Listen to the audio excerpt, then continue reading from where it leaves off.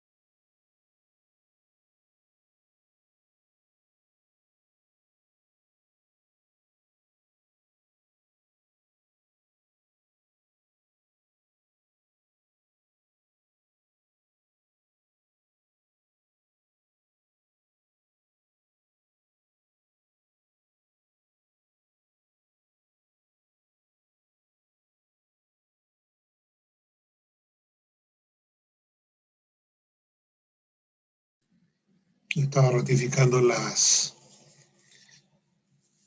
entradas de invitaciones a los correos y viendo, digamos, qué pasaba, porque todavía no llegan alumnos, lo cual me llama la atención, pero han sido enviadas hace 15 horas las invitaciones, así que además están avisados de palabra. Entonces, me llama la atención que no se hayan presentado alumnos todavía.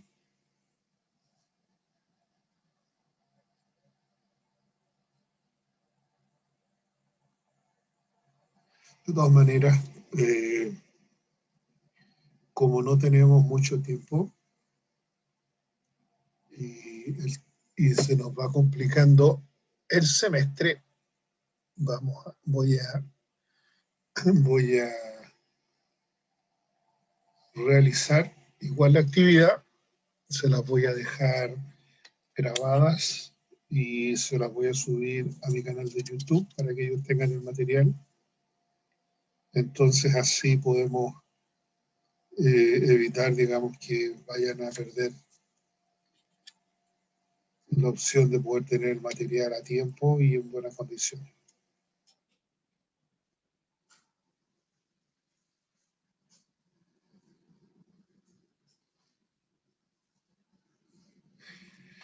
Bien, voy a dar un par de minutos más nada más y voy a comenzar a, a hacer la clase como corresponde y se las dejo grabadas para que ellos tengan el material.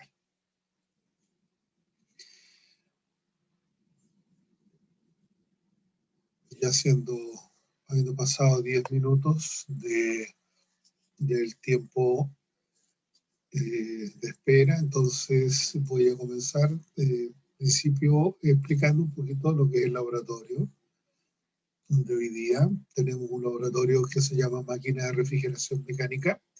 Es un laboratorio que permite, digamos, ver otras aplicaciones de la energía, no solo para entregar la energía como tal y transformarla en calor, sino que al revés, entrega la energía, transformarla en calor, pero ese calor a su vez permite, por un u otro mecanismo, lograr enfriar a otros elementos que están, en este caso, en un refrigerador. Así es que voy a funcionar, digamos, pensando, digamos, que estamos, digamos, en un ciclo normal y vamos a hablar, a propósito del ciclo, de lo que es la materia que nos convoca. Así es que cuando nosotros hablamos de máquina de refrigeración mecánica corresponde a algo que se llama ciclos termodinámicos. Y dentro de los ciclos termodinámicos existen distintos tipos de ellos. Entonces, hoy día vamos a ver cómo la energía permite entonces ser transformada de una forma a otra, ¿ya? Y permite a su vez también entregarnos un trabajo provechoso por el uso de ella. Así es como nosotros podemos ver específicamente, ¿ya? Cómo cuando hablamos de estos ciclos podemos estar considerando lo siguiente. Voy a compartir mi pantalla para que veamos esto que es la presentación del día de hoy con lo que es la parte de ciclos de termodinámico y que es básicamente lo que hoy día nos debería haber convocado para revisión. Bien, cuando hablamos de ciclos, estamos hablando básicamente de lo siguiente. Definirlos. Si nosotros hablamos de definir lo que es un ciclo, una de las cosas que vamos a tener es que necesitamos perseguir algunos objetivos con él. De partida, analizar las principales etapas de un ciclo de refrigeración por compresión de vapor, conociendo operativamente el proceso y la operación de un equipo experimental. Un segundo objetivo que tiene hablar de ciclo es comprender y reconocer la operación y características de los principales equipos de refrigeración utilizados en forma industrial y doméstica. Y un tercer aspecto tiene que ver con conocer los puntos característicos en un diagrama pH correspondiente al estado, ¿cierto?, del refrigerante en los distintos elementos del circuito y en el ciclo de refrigeración. Considerando su objetivo, entonces lo primero que vamos a establecer y reconocer es qué es lo que es la refrigeración mecánica. La refrigeración mecánica es un ciclo termodinámico, uno de los tantos, que de alguna otra manera significa que es un proceso. Un ciclo es un proceso, y es un proceso que se inicia en un punto y da la vuelta y termina, o se cumple por completo y termina exactamente en el inicio. De tal manera que el inicio y el final son exactamente el mismo punto. De esa manera entonces podemos visualizar que los ciclos tienen algunas categorías también y se pueden llegar a establecer en distintas formas.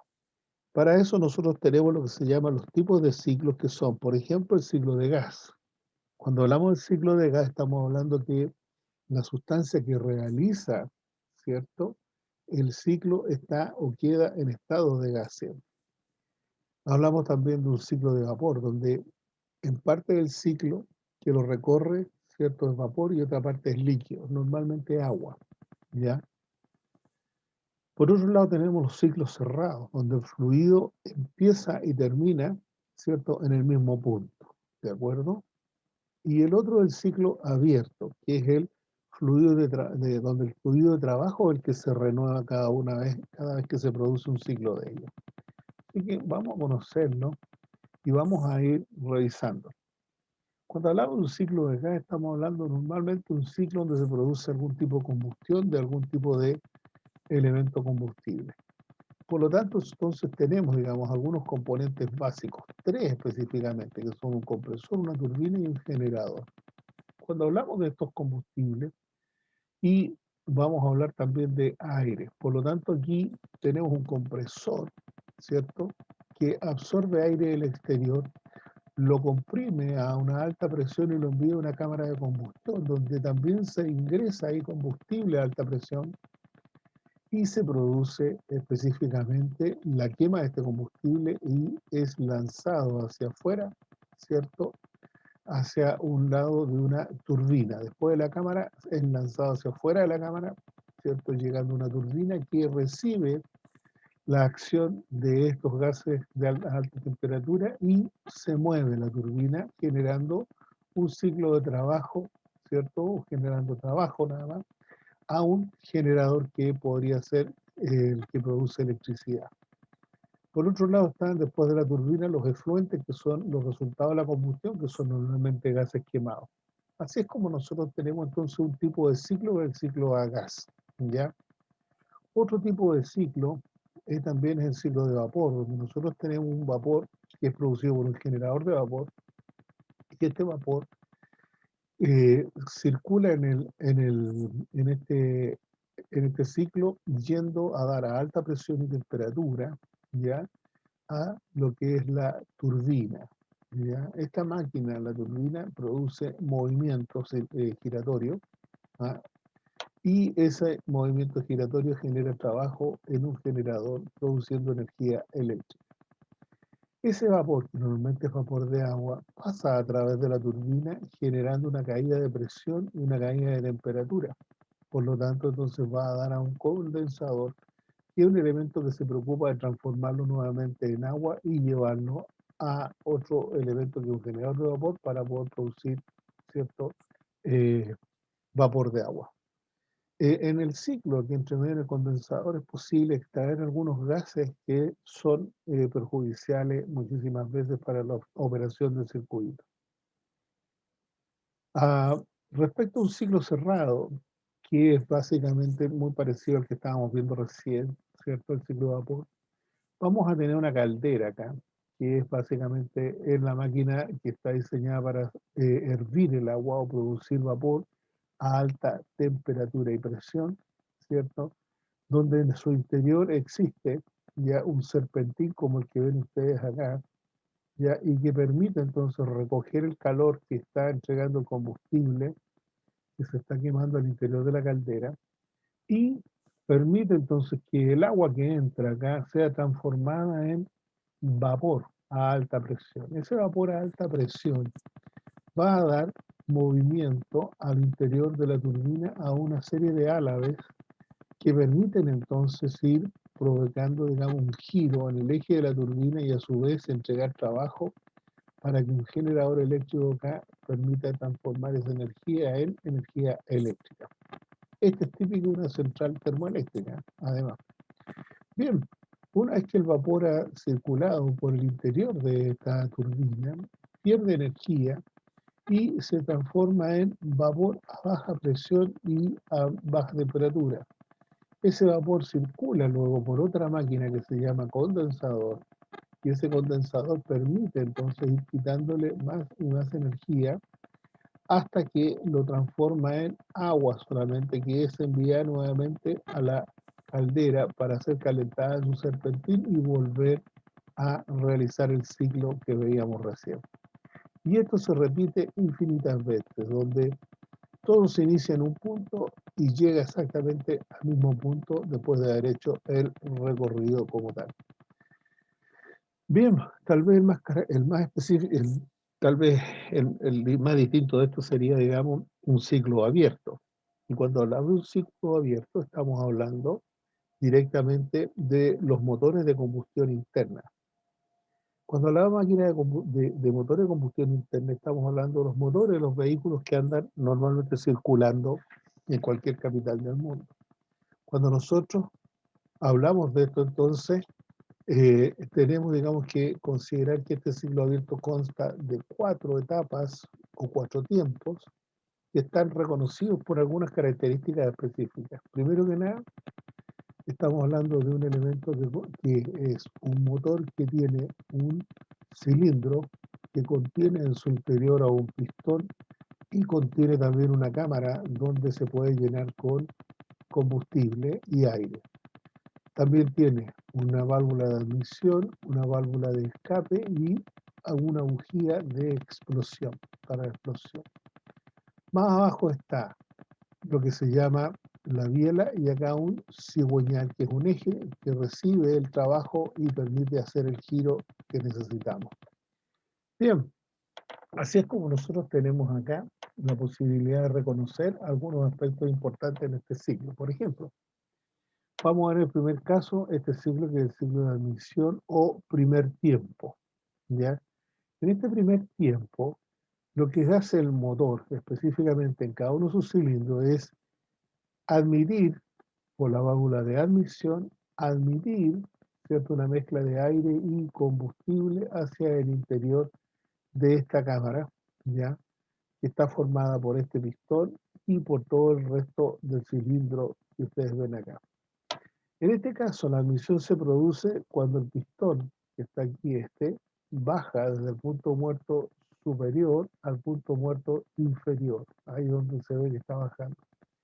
Y en esa bajada, en ese recorrido, el eje que está aquí, que es el cigüeñal, gira media vuelta, ¿de acuerdo? Hace girar media vuelta, está acá arriba. En ese caso, entonces, nosotros tenemos el primer tiempo, que consiste, digamos, en el llenado de esta cámara por parte de la mezcla aire-combustible que viene saliendo, viene entrando desde el exterior.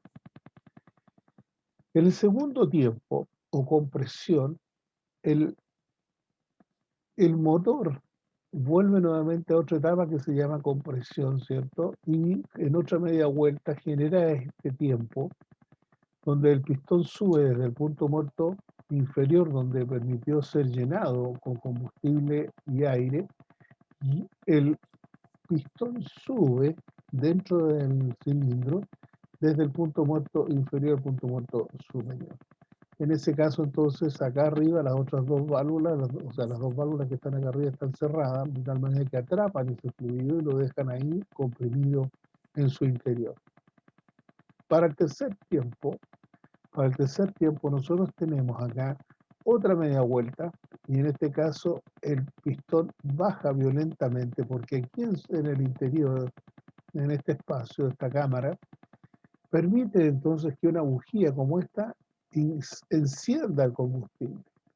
Y esto provoca una explosión y una dilatación enorme de los gases que están al interior. Por lo tanto, entonces el pistón que estaba después del tiempo 2, que estaba en el punto muerto superior, baja rápidamente con mucha fuerza hacia el punto muerto inferior, en otra media vuelta más, de tal manera que ahí se produce el ciclo de trabajo efectivamente. El cuarto tiempo, el cuarto tiempo es el de escape. En este caso vamos a tener el pistón subiendo dentro del cilindro hasta el punto muerto superior y barriendo los gases que están al interior de la cámara a través de la válvula de escape. De tal manera que en este caso entonces se permite que el motor quede listo y dispuesto para comenzar la etapa de primer tiempo o admisión. Entonces, al final del recorrido, al final de que este pistón haya subido y haya evacuado los gases, esta válvula se cierra y se abre inmediatamente la otra, que es la de admisión. Entonces, estando arriba el pistón nuevamente, baja en otra media vuelta y aspira todo el aire que viene desde afuera, ¿cierto? Y permite entonces hacer su llenado y sigue todo el proceso igual. Aquí el proceso es el mismo, del primer al cuarto tiempo siempre se repite exactamente el mismo proceso. ¿Qué es lo que cambia? Lo que cambia es el fluido de trabajo, es decir, la mezcla de aire, combustible que ingresa desde el exterior, se mantiene en el interior y comprimida, es explotada en el interior, provocando el ciclo de trabajo, y por último es evacuado los restos de esa quema de aire y combustible a través de la válvula de escape. Eso es algo que se produce absolutamente en cada momento. ¿De acuerdo? ¿Vale? Bien. También los ciclos se pueden definir como ciclos de potencia. En este caso estamos hablando de motores de combustión interna. Estamos hablando también de combustión externa.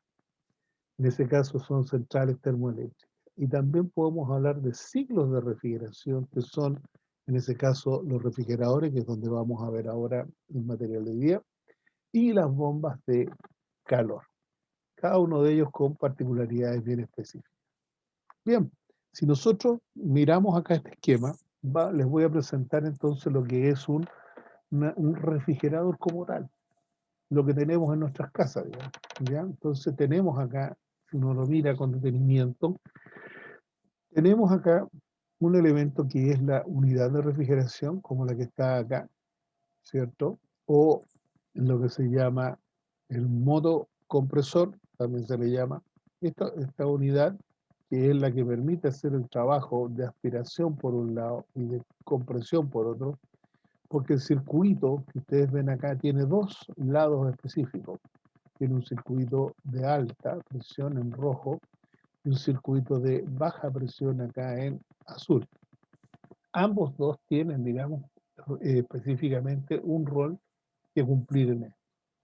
Bueno, ¿qué es lo que hace la unidad de compresión? La unidad de compresión comprime el fluido, ya lo envía por este lado donde está en rojo hacia otro elemento que se llama condensador, que permite bajar la temperatura y la presión una cierta proporción, ¿ya?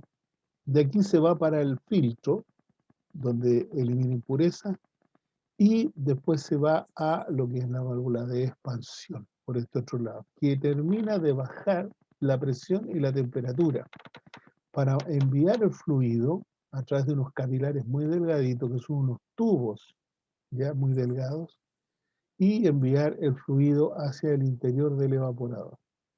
El fluido que tenemos acá, que se utiliza en las máquinas de refrigeración térmica, es un fluido que hierve, pero a muy baja temperatura hierve, de tal manera que al ingresarlo aquí a la zona del evaporador, permite ir circulando paso a paso a través de él y permite ir logrando entonces arrebatar energía porque le va quitando, ¿cierto?, el calor que tienen per se los alimentos o los elementos que estén ahí. Entonces va extrayéndole ese calor, ¿de acuerdo? Y al extraerle ese calor, el fluido de alguna otra manera también baja su energía y va de alguna otra manera terminando de ser un fluido, ya específicamente, ya decir líquido. Por lo tanto, entonces pasa por acá y sigue su recorrido hasta exactamente la otra parte, que es el lado de baja de la unidad de refrigeración, para poder ser absorbido por el compresor y ser lanzado a alta presión y temperatura por el lado rojo o el lado de alta presión. En esos recorridos nosotros entonces tenemos, digamos, como actor principal a esta que es la unidad de refrigeración o motocompresor, donde vemos aquí básicamente las dos entradas, una de alta, una de baja, y por este otro lado tenemos la entrada de servicio, que se ocupa muchas veces para hacer algún tipo de mantenimiento. También tenemos los condensadores. Por un lado, un condensador domiciliario, este que ustedes ven acá, que es un tubo con un serpentín y amarrado por algunas barras metálicas delgadas que permiten entonces extraer el calor hacia el exterior y enfriar el fluido, haciéndole bajar la presión y la temperatura. Algo un poquito más, diría yo, de producción, ya está asociado directamente con este elemento que es un condensador comercial y que permite entonces tener la posibilidad de generar el enfriamiento necesario para poder tener entonces ya la posibilidad de que la cantidad de fluido que se maneja de manera comercial o semi-industrial sea capaz de poder realizarlo. Si ustedes se fijan, este es un tipo de condensador bastante sencillo, es un solo tubo y todo eso, y acá tenemos un fluido. Discúlpenme un momento, por favor, que están llamando acá. Aló. Sí, cuéntame.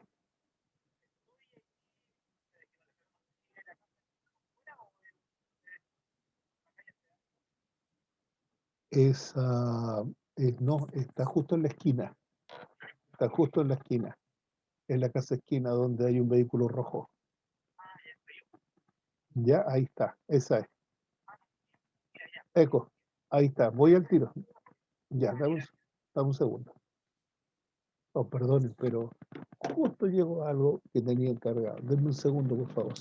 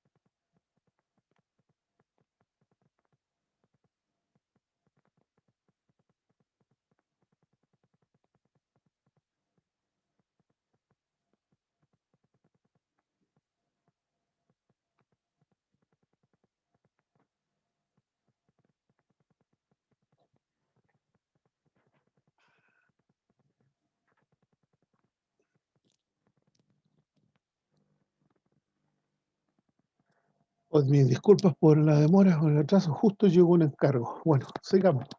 Bien, tenemos entonces los dos tipos de condensadores que son los que permiten, digamos, que tengamos utilizaciones diferenciadas, como por ejemplo el domiciliario, que decía recién, y el comercial, donde tiene una red de tubos y tiene una red, digamos, de láminas de difusión de calor que permiten entonces hacer que evapore, digamos, se enfríe mayor cantidad y condense mayor cantidad de fluido, ¿de acuerdo?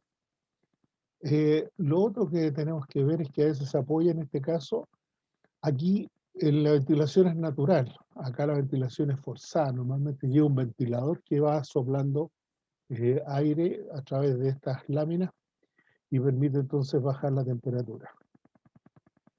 Lo que sigue en el circuito es el filtro, y el filtro obviamente está constituido por estas laminillas de sílica que permite entonces filtrar cualquier elemento que traiga contaminante y también evitar, digamos, que fugue alguna gota de aceite o algún elemento complicado. Por otro lado, tenemos la válvula de expansión. Si ustedes se fijan, digamos, tiene una llavecita aquí, una pequeña llavecita, y una entrada de fluido, pero aquí está la salida del fluido. ¿Ya? Y la salida del fluido es este capilar.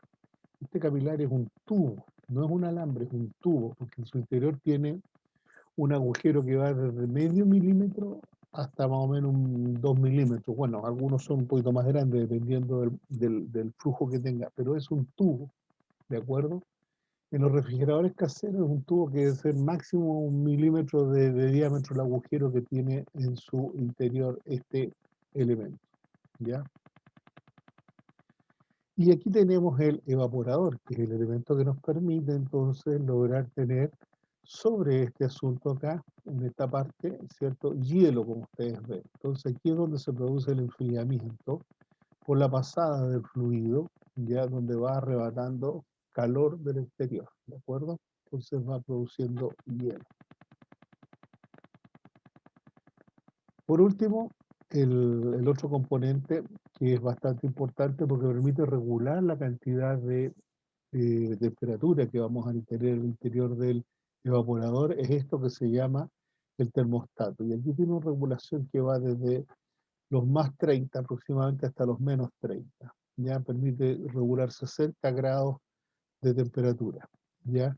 También tiene un tubo, la varilla o sensor de temperatura y otro capilar que transmite al interior hacia un interruptor, transmite la opción de que este haga funcionar el motor o lo detenga. Entonces, esa es la función del termostato. Se hace, si la temperatura está eh, saliendo de lo que hemos fijado, entonces o lo echa a andar o lo para. ¿De acuerdo? Entonces, eso es la función del termostato. Bueno, aquí está el motor, ¿cierto? El motocompresor, ¿cierto? Aquí tiene su lado de compresión, si ustedes se fijan, y va al condensador en esta zona roja hasta que logra entonces ser bajada su temperatura y presión, sigue, digamos, por este camino. Por aquí entre medio, aunque no se alcanza a ver, está el filtro, ¿ya? Y sube, digamos, hasta esta zona, ¿ya? Que es el primer evaporador que tenemos en la cámara general de frío. Y después vamos por este mismo camino hacia la zona, digamos, donde está el otro evaporador, que es el evaporador que tiene menor temperatura, que es el freezer normalmente, ¿ya? Y enseguida hace su recorrido y baja este fluido hacia el motor nuevamente, como ustedes ven, ¿de acuerdo? En ese lado, entonces ustedes ven cómo el fluido retorna al compresor para luego ser comprimido nuevamente y cumplir otro ciclo más, ¿ya? Eh, si nosotros pudiéramos ver este ciclo de compresión específicamente en un diagrama, y aquí tenemos los dos diagramas más importantes comparativamente con el esquema de lo que es un refrigerador, nosotros veríamos que está compuesto de los 4 elementos que nosotros consideramos que son el compresor, el condensador, la válvula de expansión y el evaporador. Esos 4 elementos son los que producen específicamente el ciclo como lo conocemos. Y tiene 4 puntos a su vez característicos del sistema, que están reflejados en este diagrama TS, ya a través de estos elementos que ustedes ven acá. Entonces, si nosotros analizamos un diagrama, que es el diagrama del circuito, con esta interpretación en un diagrama TS, entonces vamos a ver que aquí tenemos por un lado lo que es el motor o compresor, ¿cierto? Que permite entonces aspirar y comprimir el fluido que circula por el interior de este. Y en esa aspiración y compresión nosotros lo pasamos del punto 1 al punto 2, de tal manera que el compresor hace pasar al fluido a través de él, levantando la presión y la temperatura. Si ustedes se fijan aquí, levanta la temperatura, porque cuando se comprime, se produce eso. Y aquí vemos en un diagrama pH aquí abajo, cómo el motor pasa del 1 al 2, produciendo una alza de presión, ¿de acuerdo? De una baja presión pasa a otra más alta. Lo mismo se ve aquí en la temperatura. De una temperatura específica pasa a otra temperatura, ¿cierto? Que es más alta. En ese camino entre la temperatura, ¿cierto? Y la elevación de presión y de temperatura, nosotros vamos a ver específicamente cómo el compresor entonces produce este cambio, hasta llegar al punto 2. En el punto 2 se produce, ¿cierto? Una pequeña bajada de temperatura y a su vez después la temperatura se uniforma, se mantiene constante hasta llegar al punto 3, que es donde está, que hay líquido saturado y que a su vez tenemos la opción de tener aquí el inicio de la pasada por la válvula de expansión. Lo mismo se ve en este diagrama pH, donde tenemos, después de la subida de presión, viene una expansión isentálpica que permite llegar al punto 3, ¿cierto? A través de lo que se llama una presión constante. Desde ese punto de vista, entonces, nosotros tenemos, ¿cierto?, que hemos llegado desde el punto 2 al punto 3 pasando por el condensador. Eso es lo que provoca el condensador. El paso siguiente, que es del punto 3 al punto 4, este fluido pasa por lo que es la válvula de expansión. Y es la que va desde este punto 3 al punto 4, donde se produce, ¿cierto?, una baja de temperatura, ¿cierto?, bastante notable, igual que se produce una baja de presión también bastante notable, si ustedes se fijan ahí. Las dos son caídas bastante relevantes en ambos dos casos. Ahora, hemos llegado al punto 4, que es el inicio o la llegada, ¿cierto? O la entrada, mejor dicho, de lo que es el evaporador. ¿Ya? La entrada para que el fluido pase por el evaporador y siga su camino. En ese caso, la pasada que se produce del fluido por el evaporador, nosotros vamos a tener una condición en la cual la temperatura se mantiene, ¿cierto? Pero a su vez, ¿cierto? Aquí al interior se ha logrado extraer calor. Entonces se produce una extracción de calor constante. Igual que la presión también es constante del punto 4 al punto 1. Llegado a este punto, nuevamente el fluido se encuentra en condiciones de poder ser aspirado por el compresor, comprimido por este y enviado hacia afuera hasta el punto número 2 y se inicia nuevamente otro ciclo de la misma forma como habíamos visto que se produce. ¿Ya? Y se repite esto, pero millones de veces. Bien, vamos a ver ahora un video de cómo nosotros tenemos una posibilidad de conocer un refrigerador donde hay un lado frío, ¿cierto? Un lado de calor. Acá tenemos un ventilador que nos ayuda, digamos, a enfriar el fluido. Tenemos el motocompresor aquí y la válvula de expansión en este otro lado. Entonces, vamos a ver cómo opera esto y vamos a ver específicamente que cada uno de esos elementos se toma las presiones de ambos lados de ambos circuitos. ¿De acuerdo? Bien, los invito a ver este video para que veamos de qué se trata en la práctica.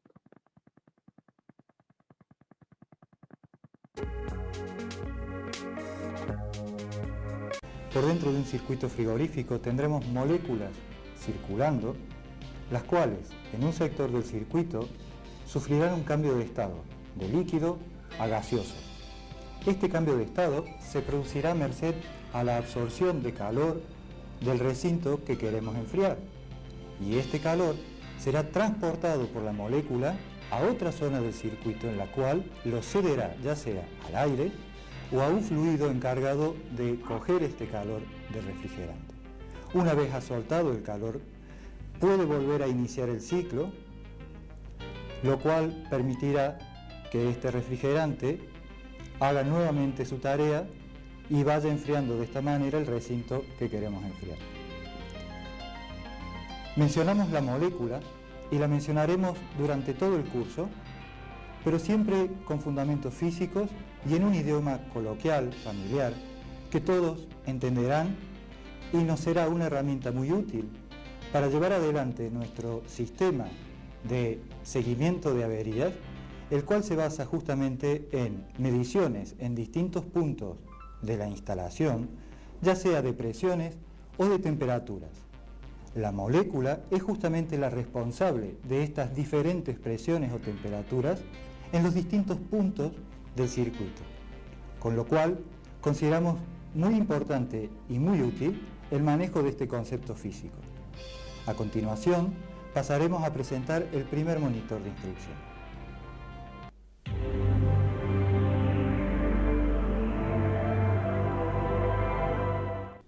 Este primer monitor de instrucción consta de un circuito cerrado y estanco formado en este caso por dos arrollamientos de tubo de la misma longitud y diámetro.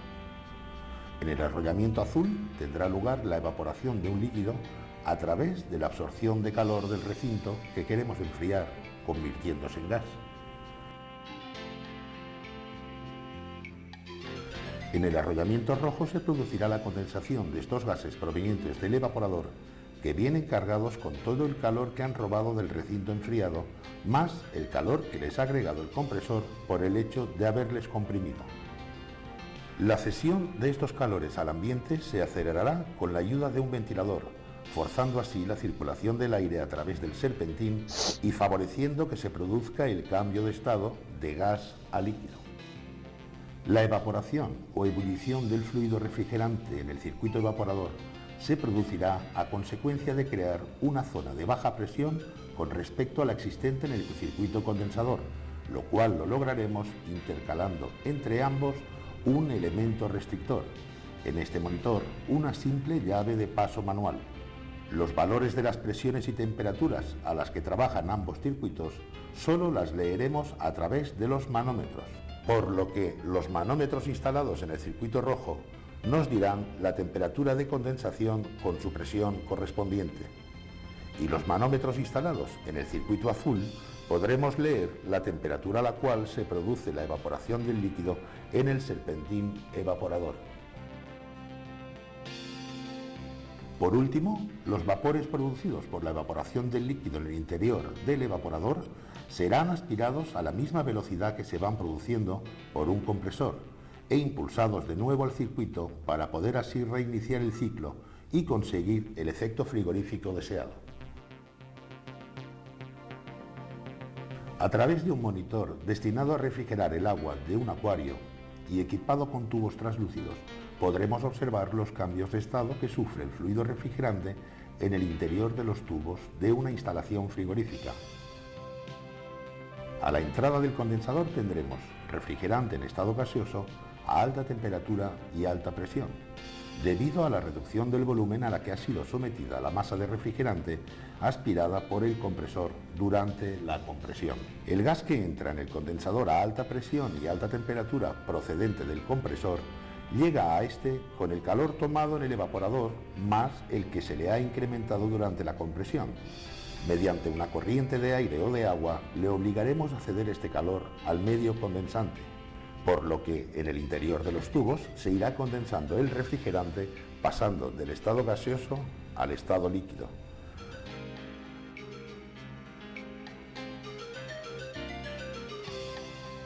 Al final del condensador tendremos líquido a alta presión más o menos subenfriado.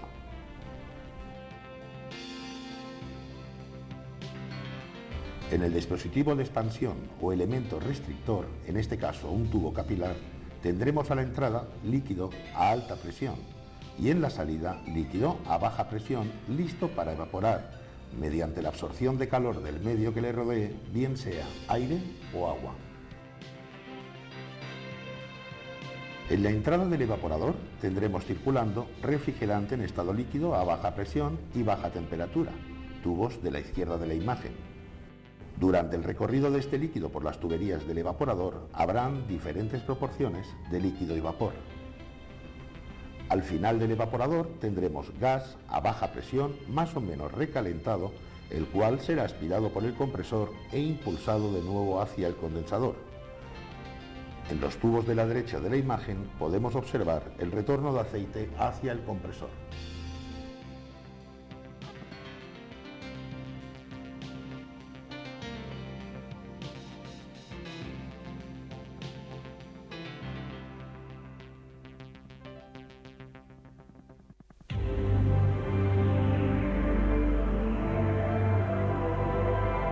Bien, vamos a demostrar con unos ejemplos prácticos qué sucede ante la evaporación de un líquido.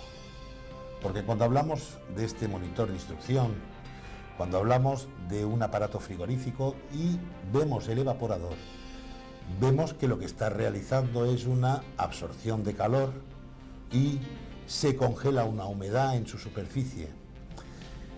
Yo creo que estos ejemplos que voy a dar, o que vamos a dar con Martín en diferentes formas, nos darán a entender muy bien qué es lo que sucede en el interior de los tubos del evaporador. Vamos a ver, Martín, vamos con un primer ejemplo que seguramente hemos notado todos. Cuando vamos un día a la playa, encontramos 30 grados centígrados de temperatura, nos damos un baño, salimos y en el caso de pillar un día que sopla aire, tenemos una sensación de frío. Otro día con 30 grados, no sopla aire, la sensación es normal. Lo que sucede cuando tú sales del agua con la piel mojada es que cada molécula de agua que pasa del estado líquido, que moja tu piel, al estado gaseoso al evaporarse, lo hace robando calor de tu piel. Cuando sopla viento, este proceso se produce con mayor rapidez, lo que hace que la sensación de frío sea más notable, más intensa. Vamos a realizar la experiencia. Venga, bien. Cogeremos una botella de agua y mojaremos un poquito de algodón. Vamos a mojarnos la piel del brazo. 20 minutos. La sensación es normal, Martín. Claro, pero cuando no hay corriente de aire, las moléculas se evaporan más lentamente. Prueba ahora de hacerlo soplando sobre la piel mojada. Vamos a ver el efecto. Más sensación de frío, Martín. Tenías razón. Prueba de hacerlo con otro líquido, por ejemplo alcohol, a ver qué sucede. Vamos a coger el alcohol y a humedecer un algodón.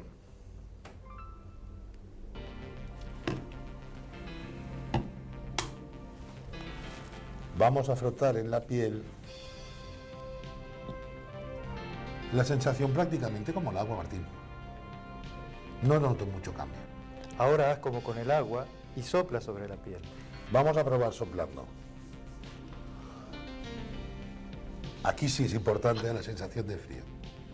Así sí noto mucho más frescor en la piel. ¿A qué es debido?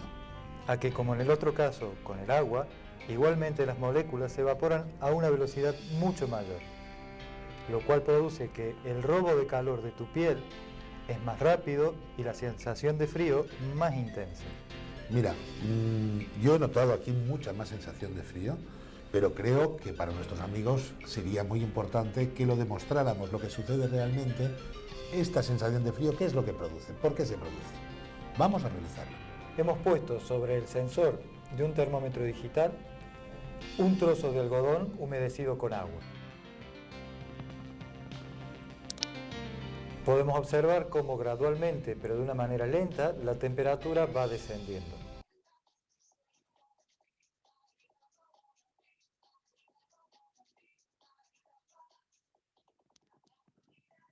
Bueno, como ustedes ven, es interesante el fenómeno del enfriamiento, cómo se dan las circunstancias para poder tener entonces un proceso en el cual nosotros podemos extraer, a través de la evaporación de un fluido, extraer calor de la superficie de este, a tal nivel que permite entonces enfriarlo por completo.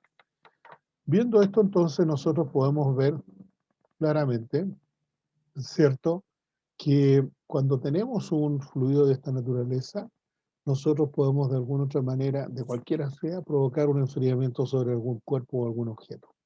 A continuación, habiendo visto, ¿cierto?, este diagrama instructivo de lo que es una máquina de refrigeración mecánica, vamos a ver ahora otro elemento de esta máquina de refrigeración mecánica, que es un banco ya de prueba y didáctico con una serie de elementos que son instrumentación adecuada, digamos, para poder hacer mediciones y conseguir algunos de los coeficientes más importantes cuando hablamos de la máquina de refrigeración mecánica. Así que aquí vamos a ver en este video algo muy parecido, este es bastante más grande, pero en esencia es lo mismo, claro, de lo que tenemos nosotros en nuestro laboratorio, en nuestros talleres del departamento de mecánica. Así que los dejo, ¿cierto?, para que veamos este video, los invito a esto.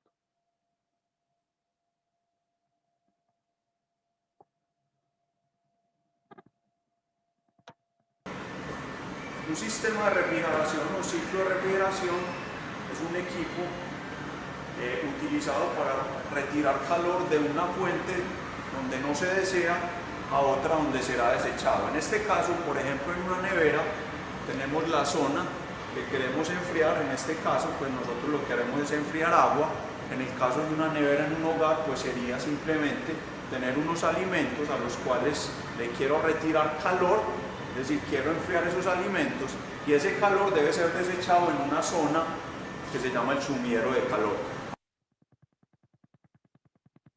Para entender un poco este ciclo de refrigeración, que es el ciclo de refrigeración por compresión, es necesario que entendamos un poco cada uno de los elementos que lo componen. El primero y fundamental es el compresor. El compresor es el equipo que toma el refrigerante, en este caso un R22, lo toma en estado gaseoso, es decir, ese refrigerante tiene que estar sobrecalentado, lo toma, el compresor lo que hace es comprimirlo, él sale a una alta presión y temperatura, es decir, sale como gas sobrecalentado y entra al condensador.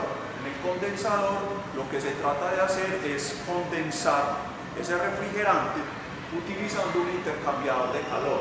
Normalmente utiliza un ventilador donde el aire, que es el aire atmosférico, lo que hace es enfriar ese refrigerante hasta tratar de condensarlo y volverlo al estado líquido. Y ahí el condensador, ese líquido que está a alta presión, entra a una válvula que se llama en este caso la válvula de expansión. Aquí simplemente lo que ocurre es que por un diferencial de presión de alta a baja presión, el refrigerante se enfría, porque cuando uno tiene una sustancia que está confinada y la expande, hay un enfriamiento. Ese enfriamiento lo que genera es que el refrigerante quede en una bifase, es decir, él sale de la válvula de expansión parte líquido y parte gaseosa, pero a baja temperatura. Y ahí entra al evaporador a baja temperatura y lo que hace es que lo que quiero enfriar, que es calor, entra mediante un intercambiador de calor, y lo que pasa aquí es que el refrigerante se evapora utilizando el calor de los alimentos y en este caso pues del agua. Ese refrigerante sale en estado gaseoso y nuevamente pasa al compresor, terminando de esta manera el ciclo.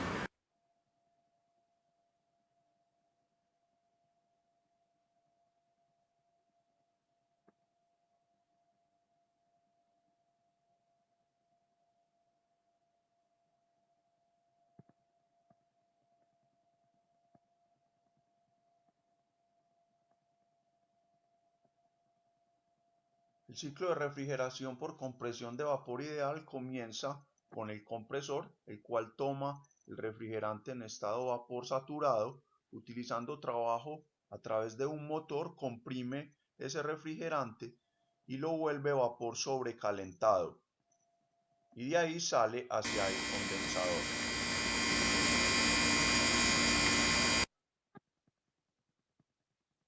El refrigerante como vapor sobrecalentado entra al condensador. El condensador es un intercambiador de calor que utilizando aire ambiente intercambia calor, es decir, se entrega gran parte de la energía que tiene ese refrigerante para volverlo líquido comprimido.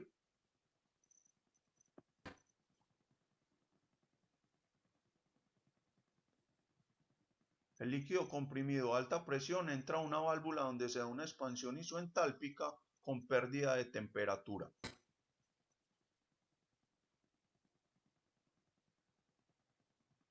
A la entrada del evaporador, el refrigerante se encuentra en bifase, es decir, parte líquido, parte vapor. Y en este equipo o intercambiador de calor, lo que se busca es que la mezcla de refrigerante cambie completamente a estado vapor saturado. Esto se logra mediante el intercambio de calor entre el espacio confinado que busca enfriarse, que es la fuente de calor, y el refrigerante que pasa a través del intercambiador.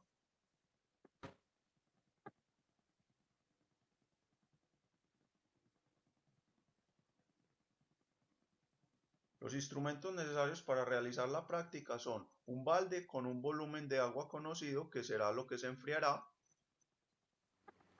un termopar y registrador para medir la temperatura al principio y al final de la medición, un cronómetro para conocer el tiempo de medición, un analizador de redes eléctricas para conocer la demanda de potencia y manómetros a la entrada y salida de cada uno de los equipos del ciclo.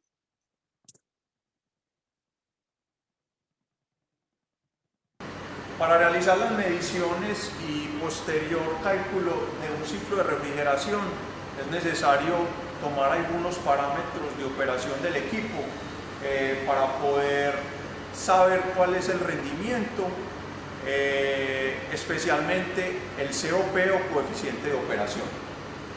Para poder hacer este análisis, lo primero que haremos es tomar un balde con un volumen de agua conocida, puede ser entre unos 6 a 8 litros. Utilizando un registrador y termopar vamos a tomar cuál es la temperatura inicial de ese volumen que queremos enfriar. Una vez conocida esa información, lo que haremos es prender el ciclo de refrigeración. Nos daremos cuenta que arranca el compresor y el ciclo se comenzará a estabilizar. Cada minuto se hace una toma de las presiones de entrada y salida de cada uno de los equipos, como son el compresor, el condensador, la válvula de expansión y el evaporador. Y adicionalmente tomaremos el valor de potencia o demanda de potencia consumida. Esos datos los tomaremos minuto a minuto durante un tiempo que puede ser entre 20 a 30 minutos. Una vez pasado ese tiempo, simplemente apagamos el ciclo y lo que haremos es medir cuál fue la temperatura final de ese volumen de agua conocido. Con esa información podremos conocer y calcular cuál es el COP máximo del ciclo, que simplemente lo haremos realizando un balance en el evaporador, ya que conocemos todas las propiedades y podemos saber cuál es el flujo de refrigerante. Y además podremos calcular cuál es el COP real, es decir, la cantidad de calor que extrajimos de este balde de agua. Vamos a comparar esos dos COPs para ver en realidad qué es lo que está ocurriendo en ese sentido.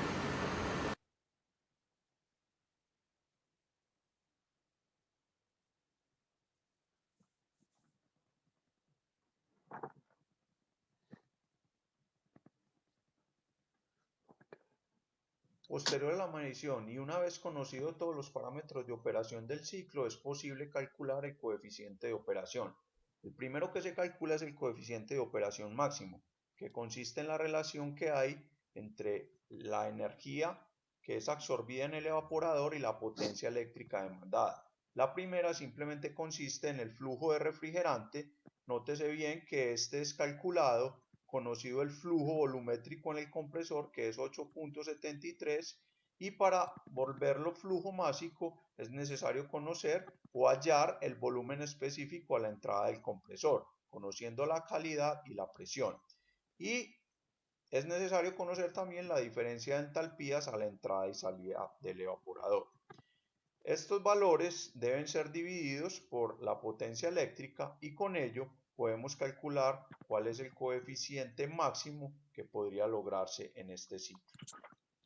Una vez conocido el coeficiente de operación máximo que puede lograrse en el ciclo, es posible también calcular el coeficiente de operación obtenido según el agua enfriada, que de alguna manera es el coeficiente real que estamos obteniendo en el ciclo, pues estamos relacionando la energía que estamos sacando de lo que queremos enfriar y la estamos relacionando con la energía que estamos imprimiendo a nuestro ciclo, que es la energía eléctrica. Para realizar este cálculo se necesita conocer la masa de agua, el calor específico de la misma y la diferencia de temperaturas al inicio y al final. Y este valor debe ser dividido por la energía eléctrica que fue consumida para realizar dicho objetivo. Bueno, como ustedes pueden observar, dentro de lo que es la realización de una experiencia de este tipo, tenemos algunas cosas bastante relevantes y que permiten calcular exactamente cómo esta máquina puede ser evaluada y cómo cada ciclo puede ser perfectamente bien revisado, calculado con sus parámetros de mayor importancia. Bien, en lo que resta, lo que hay que investigar para esta parte de los laboratorios está asociado primero que nada a que ustedes puedan investigar qué es el caudal del refrigerante y cómo se puede determinar el caudal de este refrigerante.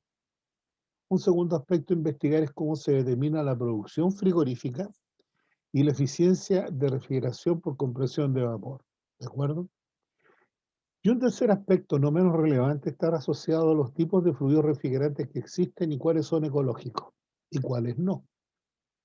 Sabemos que desde hace muchos años el RD12 y el RD22 han sido proscritos de la lista de refrigeradores utilizados, pero después de muchas décadas de producción de este fluido por parte de la compañía DuPont, ya que finalmente terminó destruyendo la capa de ozono, digamos, ya porque estos fluidos finalmente tenían por resultado final producir daño en esta capa que es la que nos protege de los rayos ultravioleta. Así que la idea es investigar cuáles son, cuáles existen, cuáles son ecológicos, cuáles no, y dónde se usan, si tienen uso industrial, uso doméstico.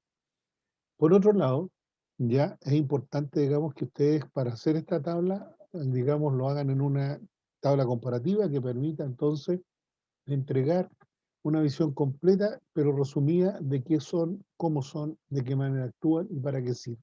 ¿No vale? Bien, llegando ya al final de esta presentación, ya, yo les quiero invitar a que este semestre ya se nos está yendo de las manos, queda muy poco tiempo para poder trabajar y hacer algunas cosas, entonces me interesa muchísimo que ustedes tengan este material, se los voy a dejar en el canal mío, y les voy a mandar el enlace para que ustedes lo puedan ver. Nos estamos viendo la próxima semana, ya en otra sesión, en el mismo horario, que ustedes ya conocen, al cual están invitados desde ya. Lamento que hoy día no hayan venido ustedes, no se hayan presentado, pero les dejo igual este material para que ustedes lo vean. Bien, me despido. Que estén muy bien. Gusto saludarlos, que estén muy bien. Cuídense mucho y espero que tengan una muy buena opción de semana.